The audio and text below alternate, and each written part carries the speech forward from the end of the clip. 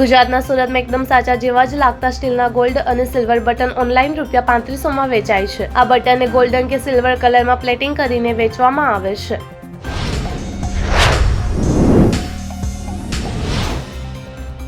અનંત અંબાણીને Reliance industries તરફથી વાર્ષિક ₹4.2 કરોડ પગાર મળે છે, જે તેમની મોટી બહેન ઈશા અંબાણીના પગાર જેટલો છે।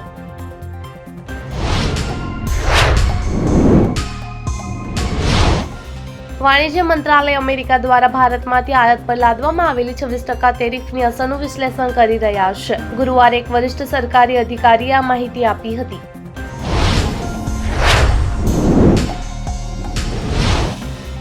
દિલ્હીમાં વિપક્ષમાં રહેલી આમ આદમી પાર્ટી વીજળી કાપને લઈને રેખા સરકારને સતત ઘેરી રહી છે। ગુરુવારે આમ આદમી પાર્ટીના કેટલાક કાર્યકરો દિલ્હીના ઘણા ભાગોમાં વિરોધ પ્રદર્શન કરી રહ્યા છે।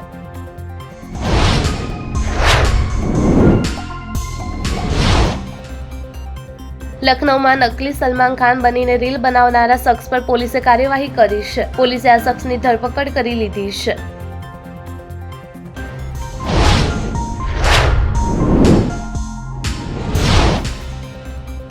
વેદાંતા $20 અબજની વિસ્તરણ યોજના માટે ભાગીદારની શોધમાં હોવાનું જાણવા મળ્યું છે, એમ ટેન્ડર દસ્તાવેજમાં જણાવ્યું હતું।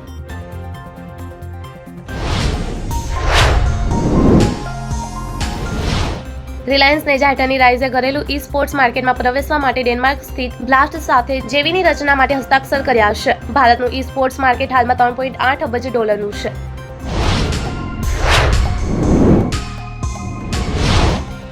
કેન્દ્ર સરકારે વકફ સંશોધન બિલને લોકસભામાં રજૂ કર્યું છે। બિલ પર ચર્ચા દરમિયાન AIMIM નેતા અસદુદ્દીન ઓવૈસીએ પોતાની વાત રજૂ કરતા બિલને કોપીને ફાડી નાખી હતી।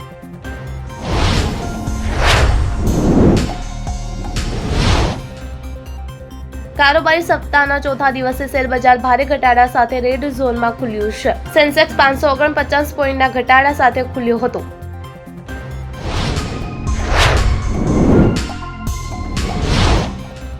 થાઇલેન્ડના પ્રધાનમંત્રી પોર્ટોગટાન સિનાવાત્રાના આમંત્રણ પર પ્રધાનમંત્રી નરેન્દ્ર મોદી 2 દિવસની થાઇલેન્ડની મુલાકાત માટે રવાના થયા છે।